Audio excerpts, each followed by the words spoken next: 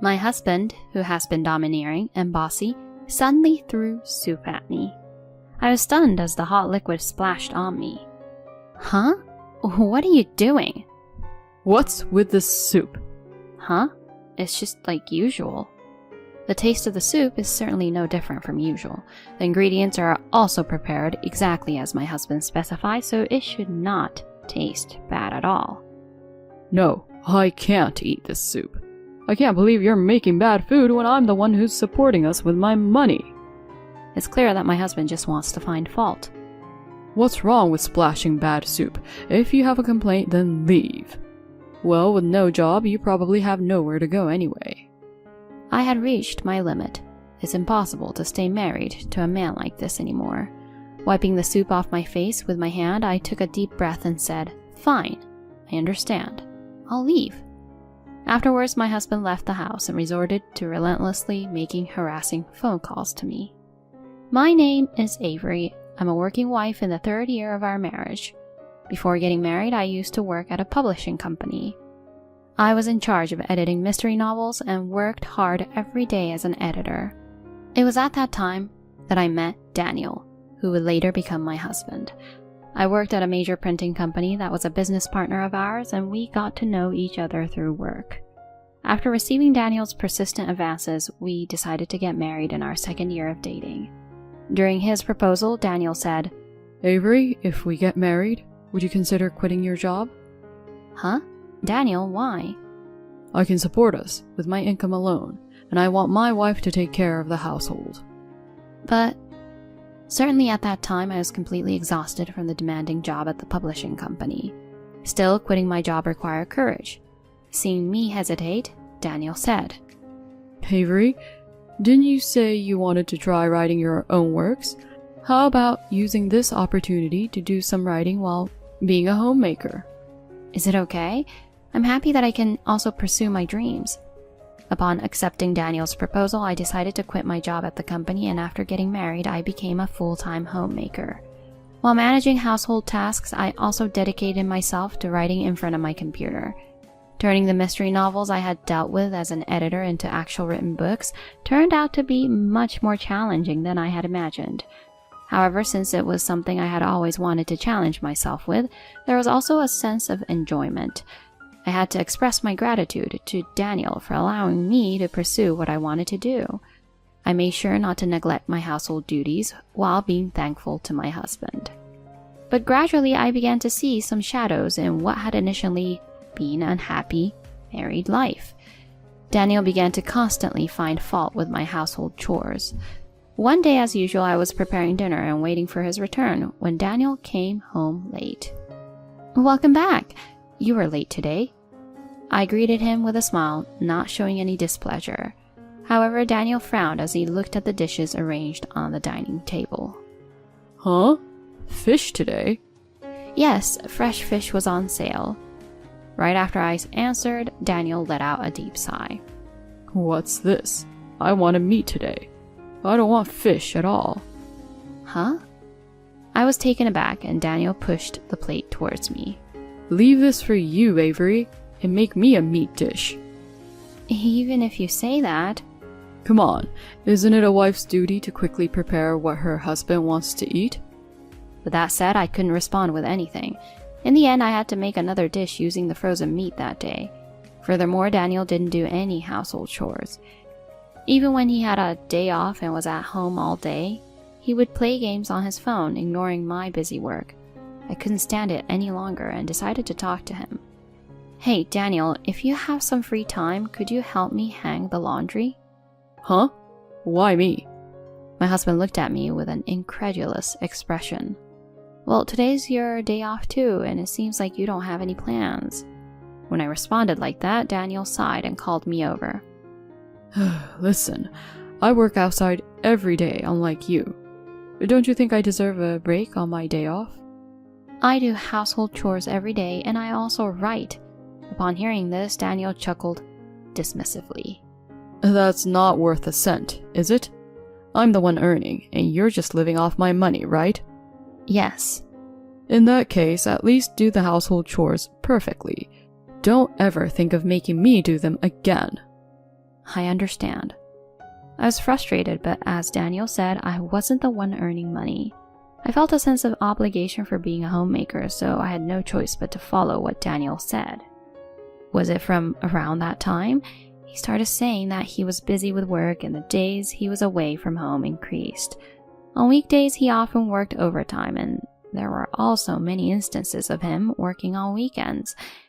Every evening when he returned from work, without fail, he would nitpick and complain about things like, "The cleaning here isn't thorough," or, "You're not hanging the laundry properly." sometimes he even woke me up from sleep just to point out my mistakes. On this day too, I was woken up at 1 a.m. "Hey, Avery, wake up." Huh? What? In my groggy state, I panicked, and Daniel spoke with an irritated tone. "The floor cleaning is inadequate. Redo it now." Huh? Right now? I vacuumed the floor earlier this afternoon. "It's still dirty. Just get up and clean the floor." This is... Daniel stood with his arms crossed, keeping an eye on me. I ended up cleaning the floor in the middle of the night, even though it wasn't dirty. "I'm going to take a bath and sleep. Don't sleep until you're done." Saying this, Daniel passed by me. At that moment, I caught a scent of woman's perfume that I didn't recognize coming from him. I was briefly unsettled, but it didn't seem like the right atmosphere to confront him. It must have been transferred from someone at the office, right? Deciding to think that way, I continued with the late night floor cleaning. During that time, I was rushing to finish household chores and then concentrating on writing in the little time I had. At first, I had thought about writing a full-length novel to submit to a publishing company or enter into a competition. However, given my current lifestyle, it seemed challenging to complete a full-length novel. Therefore, I decided to serialize it on a publishing website. Fortunately, the works I submitted began to gain readers little by little. Seeing the comments from readers was also an encouragement to me.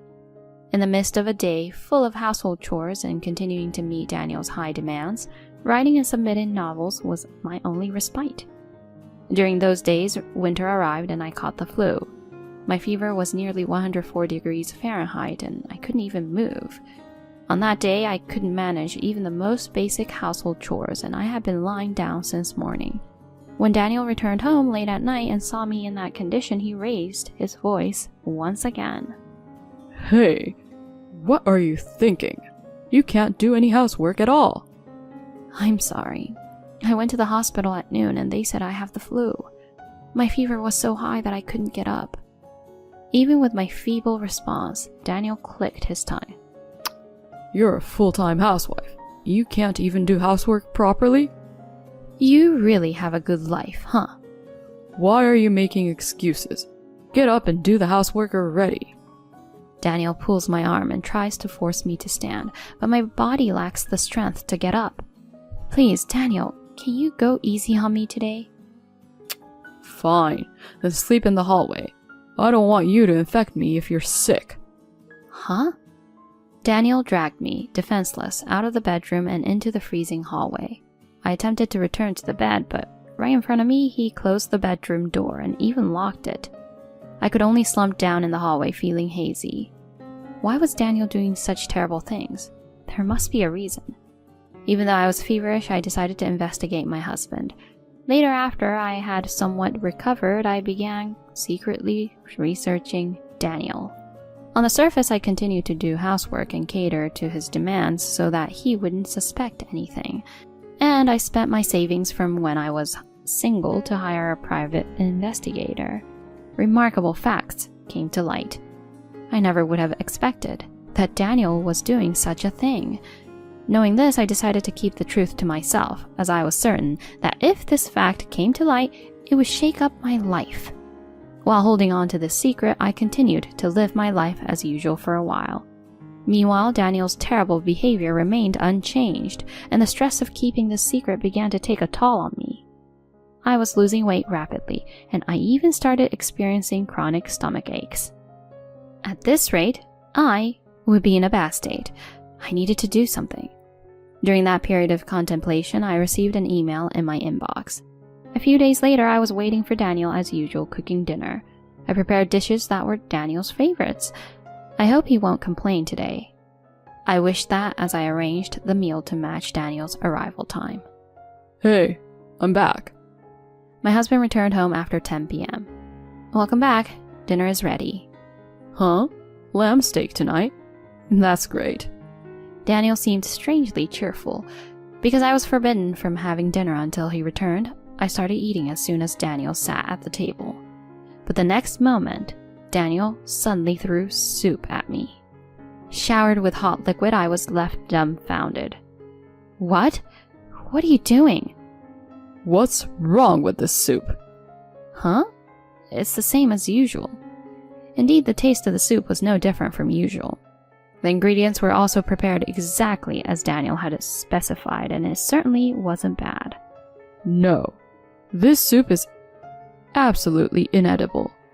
Despite the fact that I'm the one supporting you with my money, you go and make terrible food. Are you serious? Daniel was grinning as he looked at me, and it was evident that he just wanted to find fault. Yeah, I'm dead serious. What's wrong with throwing this awful soup at you? If you've got a problem, then get out. Oh, and with no job, you've got nowhere to go, do you? I had reached my limit. I couldn't bear to be with a man like this any longer. Wiping the soup off my face, I took a deep breath and said, "All right, I'll leave." At that moment, Daniel was briefly taken aback, but quickly returned to grinning. Huh, you're just pretending to be strong. Well, if you can't leave, then go ahead. I know you'll come crawling back soon enough. I left the table in silence, took a shower, and packed my things. Daniel was already snoring in the bedroom, so I left without saying a word.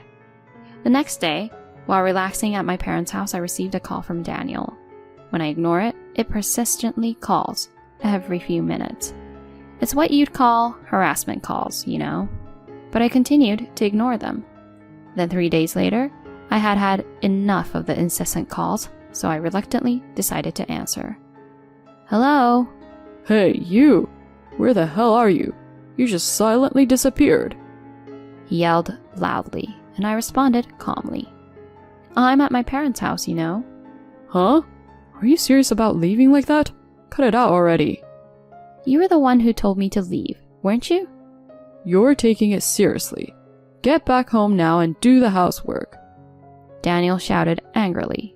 In response, I sighed and replied, I won't be returning to that house. Huh? After work, I'll be waiting for you at the cafe near your office. Let's talk there. Goodbye. With that, I hung up. If he could at least apologize, that last hope was easily dashed. I won't show him any mercy anymore. Now, shall I proceed? I muttered to myself and sent an email to a certain place. Several hours later, as promised, I waited at the cafe, and an infuriated Daniel appeared. Hey, what do you mean you won't go back? As soon as he sat down, Daniel roughly said such words. I can't be your wife anymore. I answered quietly, and Daniel turned red and was about to speak. Just then, Daniel's phone rang. Are you going to answer it?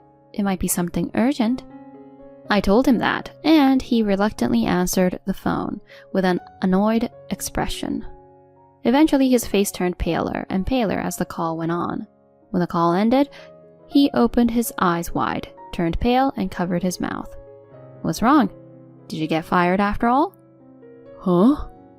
Daniel suddenly turned to look at me, and I gazed at him directly. You got caught cheating with the president's daughter from one of your business partners, didn't you? That's why you got fired, right? Yes, the fact I had uncovered through a private investigator was indeed this. Daniel was having an affair with the daughter of a business partner's CEO, hiding his marriage. I had obtained photographic evidence of this through a detective. What? How do you know about that? Well, I'm the one who reported that fact to your company, you know. What? I smiled at the shocked Daniel. Meanwhile, he was at a loss for words. Do you even know what you've done? Yes, I'm well aware. By the way, I also reported the details to the president of your business partner. He was quite angry and wanted to hear all the details, so I also gave him the evidence of your affair. What? At that moment, Daniel's phone rang again. When I encouraged him to answer it, he trembled and picked up the phone. From the call, the voice of a young woman could be heard, shouting while crying. It seems that Daniel's affair partner is in a state of panic. Daniel almost couldn't say anything and hung up the phone with a pale face. Poor thing, even the woman who was your affair partner. She was just deceived, after all. You lied to her, saying you were single. You? When did you find out? Daniel asked in a fluster, and I answered calmly. It was just about a month ago. At first I thought I'd keep it to myself, because you see, if this were to become evident and you were to lose your job, it would mean I couldn't support myself either. That's right. You're living on my money. What do you think you're accomplishing by doing this? You'll end up in a dire situation too. With a bright face, Daniel lashed out at me. To him, I calmly responded, Well, if that's the case, don't worry. I have my own income. Huh? I explained to a stunned Daniel. I had been posting mystery novels in between household chores.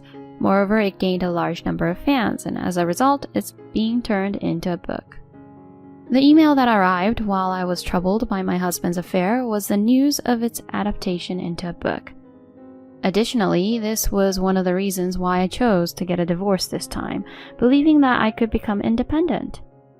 What? What's that? Then you better support me next time. Because of what you did, I might lose my job, you know? At that moment, I splashed the water from the glass onto Daniel. What are you doing? It's cold, isn't it? Be glad it wasn't hot soup. We're getting a divorce.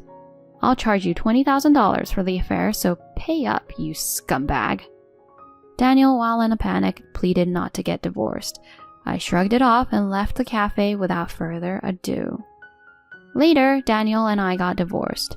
Thanks to the lawyer, the cheating fee was paid immediately and I received my share of the property. Afterward, Daniel got fired from his job. He's also facing a lawsuit from his affair partner and has to pay alimony. Because of that, he's burdened with an enormous debt, and now he lives in a rundown apartment. He works like a workhorse day and night. It's all his own doing, so I don't sympathize with him at all. As for me, I moved to a new apartment with the alimony and live comfortably. My novel, which was turned into a book, is doing well, and I'm currently working on the next one. From now on, I want to make an effort every day to fulfill my dreams while taking care of myself.